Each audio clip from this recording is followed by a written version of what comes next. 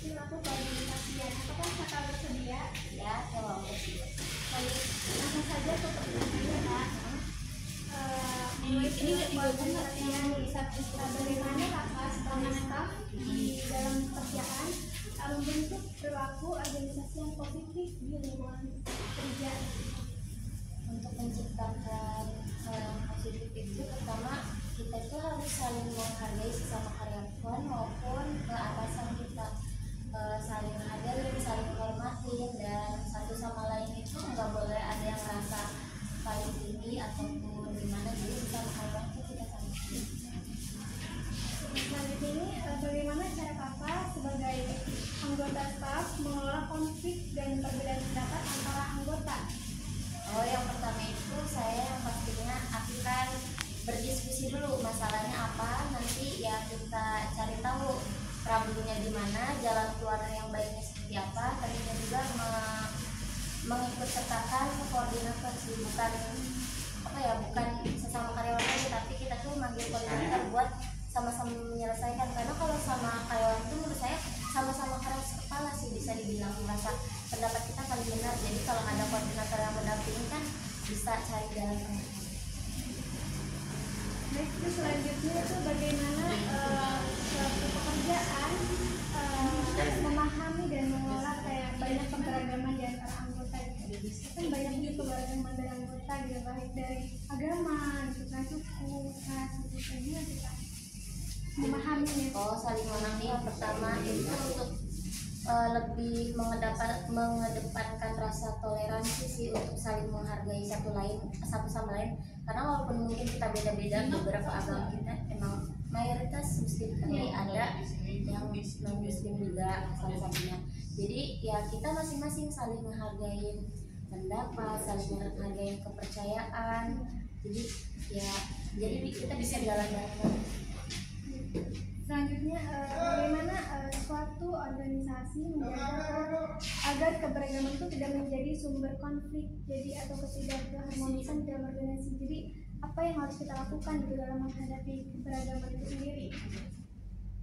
Yang harus kita lakukan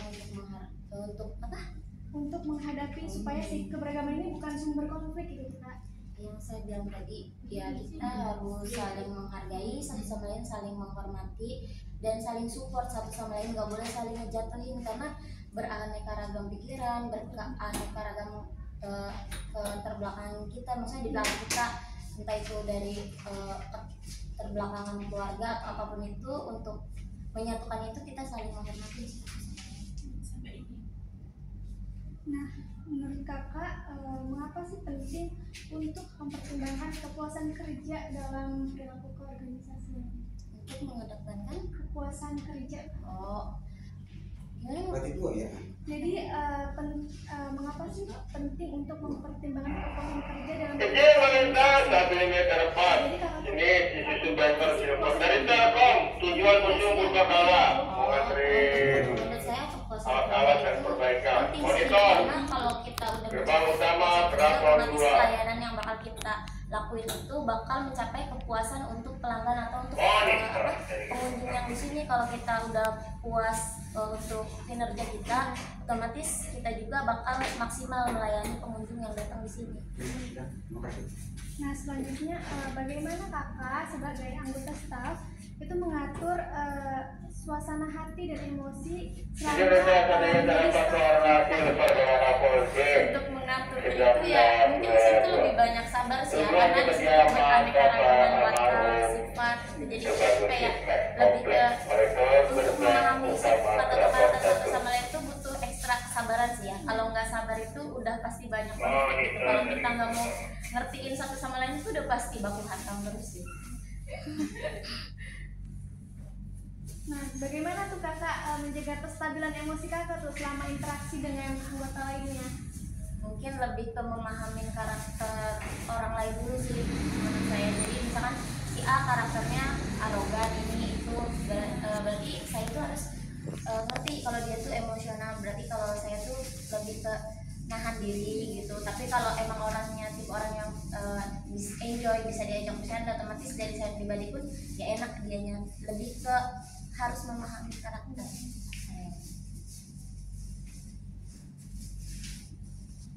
Kenapa sih orang harus mempunyai karakter yang baik dan nilai-nilai yang baik bagi suatu organisasi gitu Kak? Ya karena sifat yang baik itu menurut saya itu bisa membawa organisasi atau kerja kita itu jadi pekerjaan yang lebih baik lagi gitu sih menurut saya. Jadi karakter yang baik itu dapat menciptakan lingkungan kerja yang baik gitu. Kalau misalnya dari karakter kita nggak baik, otomatis rekan kita juga bakal nggak nyaman, kerjanya nggak nyaman, jadi pekerjaannya nanti kurang baik kinerjanya. Menurut Kakak nih, apakah kepribadian atau karakter bisa terbentuk melalui interaksi sosial? Apakah bisa terbentuk juga Bisa karakter? sih, menurut saya bisa terbentuk karakternya. Misalkan contohnya aja kayak kalau dari awal saya pendiam, ternyata lingkungan saya tuh menuntut saya buat bisa bersosialisasi, otomatis lambat laun kita juga pasti bakal belajar dari hal-hal itu. Jadi yang tadinya pendiam bisa jadi aktif, interaktif, terus jadi yang tadinya malu kan kita dihadapin sama banyak pengunjung, otomatis kita jadi ya mau nggak mau kita harus berani.